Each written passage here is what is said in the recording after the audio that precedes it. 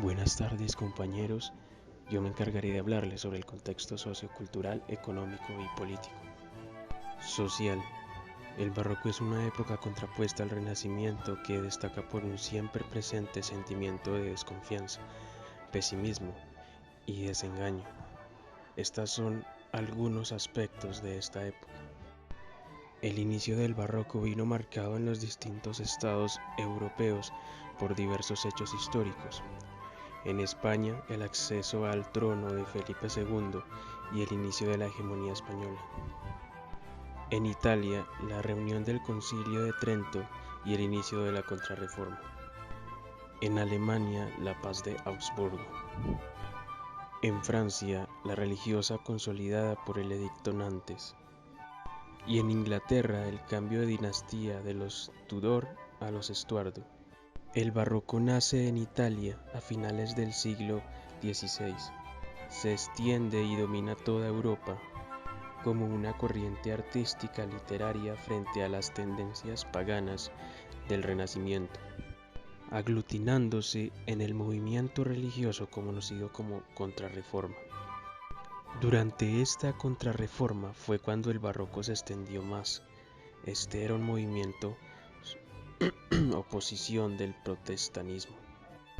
El barroco se desarrolló en un ambiente lleno de conflictos religiosos, tanto como la división del cristianismo como la evolución del manierismo. Cultural. Concilio de Trento en 1545 a 1563, la Contrarreforma. En toda Europa se vivía un proceso de transformación. Hay crisis en el orden feudal y la Iglesia pierde preponderancia. A finales del Renacimiento surgió la Reforma Protestante, que entre otras cosas anunciaba la venta de indulgencias.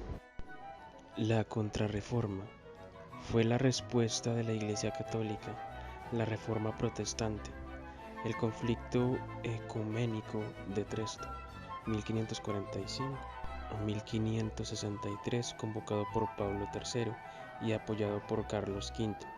Tenía como objetivo renovar la Iglesia y evitar el avance de las doctrinas protestantes.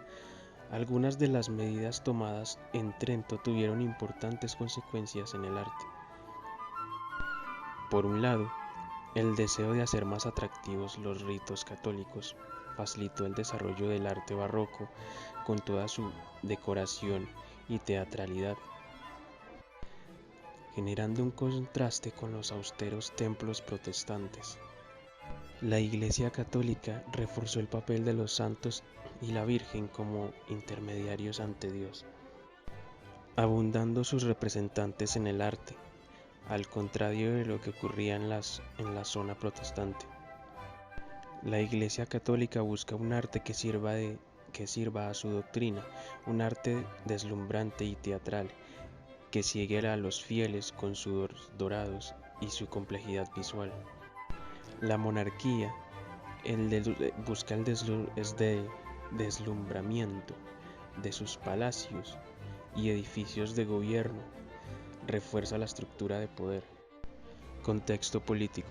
En el contexto político se utiliza el arte como una macrocampaña de marketing, pintura, escultura y arquitectura. Se atiborran las iglesias de imágenes que cumplían la función de carteles informativos. ¿Por qué las iglesias? Porque en ese entonces las iglesias eran el lugar donde se reunía todo el mundo.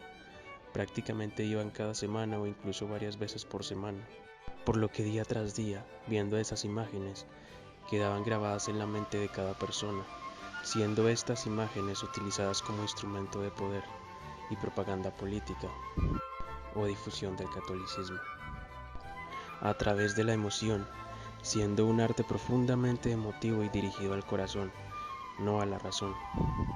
Los protestantes no querían acabar con la iglesia, querían reformarla, por lo que convencieron a varios líderes políticos.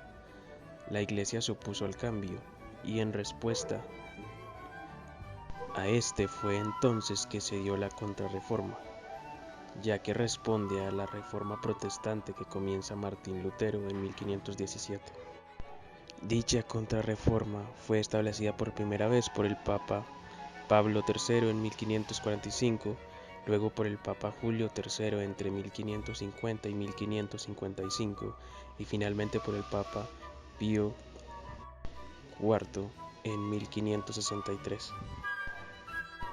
En el ámbito del pensamiento político, la primera corriente barroco fue la del derecho divino a los reyes, que tuvo su origen en Francia durante la segunda mitad del siglo XVI y tendió a exaltar la institución monárquica más allá del pensamiento racional. Contexto económico. El mundo agrícola apenas mejoró sus técnicas, no hubo una suficiente difusión de los nuevos cultivos traídos de América, como el maíz y la patata, ni apenas se desarrollaron fórmulas agrícolas de carácter industrial, cuya producción se podría orientar a los mercados. A toda esta falta de mejoras debe añadirse que el campo europeo se vio sometido a las devastaciones producidas por las guerras, el aumento del latifundismo. Muchos campesinos, incapaces de pagar los impuestos, perdieron sus tierras y en general a cierto proceso de despoblamiento rural producido por las guerras, las epidemias y las migraciones. Con respecto a la ganadería, la situación no fue tan mala, sobre todo con los casos en los que la producción ganadera daba lugar a materias primas industriales. Ese fue el caso de la ganadería lanar, que en España estaba organizada por la Mesta y que consiguió mantener ciertos privilegios frente a la agricultura. Gracias por su atención.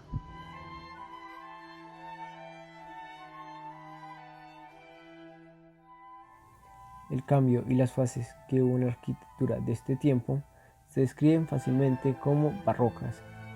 Este cambio se extiende en España, Francia, Italia y demás países meridionales europeos, teniendo un importante aspecto religioso.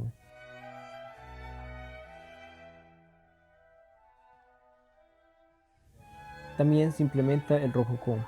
Este estilo más real para ser habitado nace en Francia y su arquitectura se aprecia más de adentro que hacia afuera, en el exterior teniendo una característica más barroca y siendo más colorida por adentro, característica del rococó.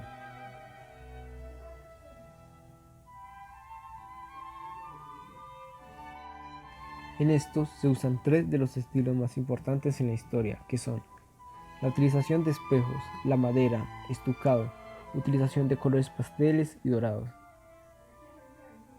Estilo que no deja de ostentar la comodidad, el lujo y el poder. Las formas ondulantes y circulares dejando un poco de lado la escultura.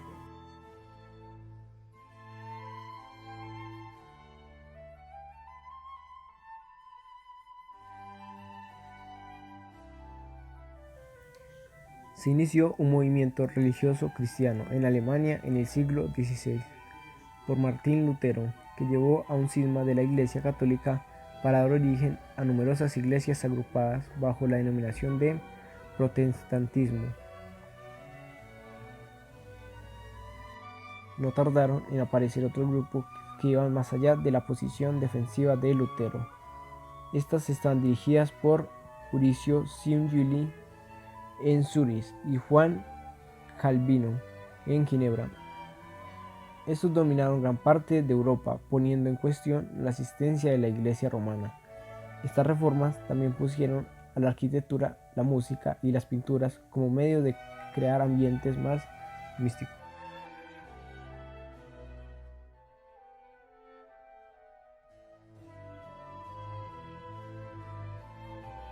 San Carlo de las Cuatro Fuentes fue construida en el siglo XVII por Francesco Borromini en Roma. Fue encargado de la Orden de los Trinitarios, en el que se deseaban una nueva iglesia con dos premisas fundamentales para construirla y así entender el proyecto: el bajo presupuesto con el que contaban, además del pequeño espacio que disponía el arquitecto para conformar la iglesia, que debía hacer un uso eficiente del terreno disponible. La iglesia representa un ejemplo claro de las cualidades de Borromini y del barroco. en donde se muestra un resultado innovador y elegante.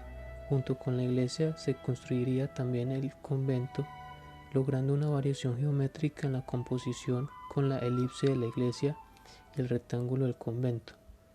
La planta oval de la cúpula se acentúa dentro de una estructura rectangular en combinación con la figura de un rombo cuyos vértices redondeados corresponden a la entrada, las capillas laterales y el altar mayor.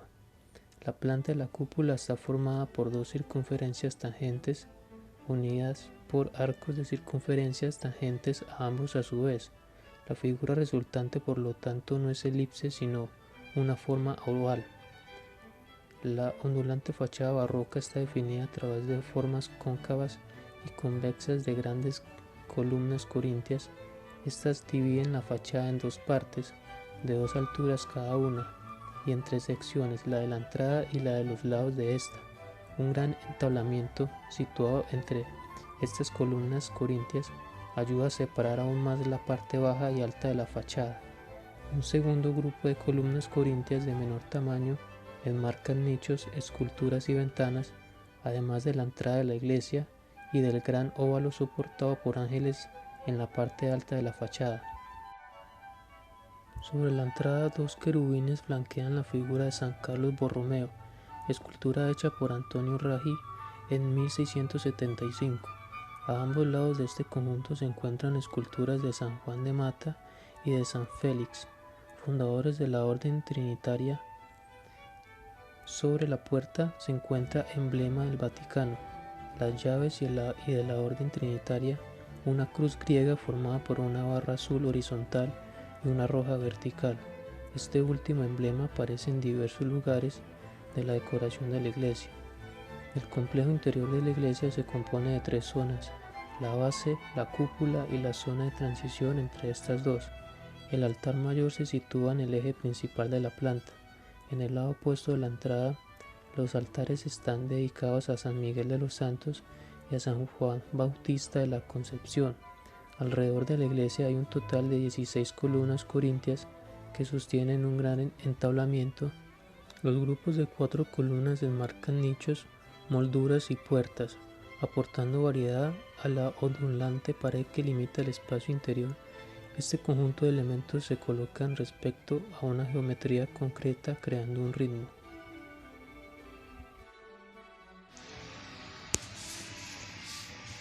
San Andrés en el Quirinal es una iglesia barroca diseñada por Gian Lorenzo Bernini y Giovanni de Rossi en el siglo XVI. Fue construida para la orden jesuita en la colina del Quirinal, en Roma, Italia.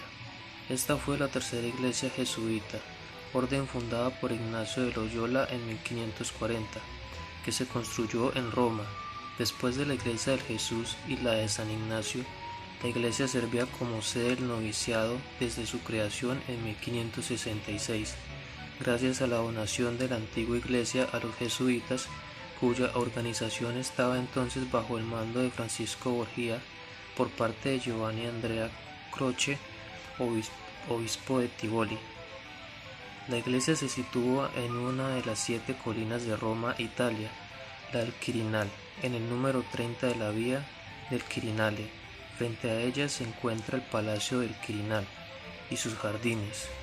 El proyecto de Bernini aúna diferentes formas artísticas en una síntesis en armonía. Arquitectura, pintura y escultura se unen para contar la historia de San Andrés y hacer que el feligres se sumerja en ella. Así Bernini trata de transmitir al visitante la espiritualidad de la orden de los jesuitas. Esta iglesia es considerada uno de los mejores ejemplos del barroco en Roma. Son destacables el uso del color en los materiales y el de la luz para crear efectos teatrales que apoyen la explicación de la historia de San Andrés. La planta de forma elíptica se organiza respecto a su eje corto, por lo que recorriendo poca distancia el visitante se coloca en el centro del espacio. El altar mayor es lo primero que el visitante ve, tras lo cual su mirada se alza hacia la cúpula situada encima del centro de la iglesia. Este recorrido visual es acompañado por el recorrido de la historia del santo que preside la iglesia. El altar mayor sobresale de los límites interiores de la iglesia como si de un arco de triunfo se tratara. El edificio se retira de la línea de la calle dejando a ambos lados de la iglesia un espacio cerrado por unos muros curvos. En los extremos de estos muros hay dos entradas. Una de ellas, la de la izquierda, da a los jardines del noviciado. La fachada está coronada por un gran frontón, apoyado sobre grandes pilastras corintias. La entrada se sitúa bajo un porche semicircular y está enmarcada por dos columnas jónicas. El visitante tiene que ascender unos cuantos escalones para entrar debido a la posición elevada de la iglesia. Sobre el centro se encuentra la cúpula dorada. Dos parejas de grandes columnas corintias enmarcan el espacio del altar mayor, que está algo retirado respecto al espacio para la congregación. A diferencia de las capillas, que están poco iluminadas, el altar mayor cuenta con una fuente de luz natural que hace que éste se convierta en el principal foco de atención en el interior de la iglesia. De esta manera se consigue el efecto teatral que los feligreses pueden apreciar en el que se muestra la historia de San Andrés, la cual termina en el espacio de la cúpula. La historia de San Andrés es contada aquí a través no solo de la arquitectura, sino también a través de la pintura y la escultura, para crear un conjunto en armonía que muestra la espiritualidad de la historia del santo. Esta combinación de diferentes ramas artísticas que Bernini también utilizó, como el éxtasis de Santa Teresa en la iglesia de Santa María de la Victoria, ha llegado a llamarse la unidad de las artes visuales.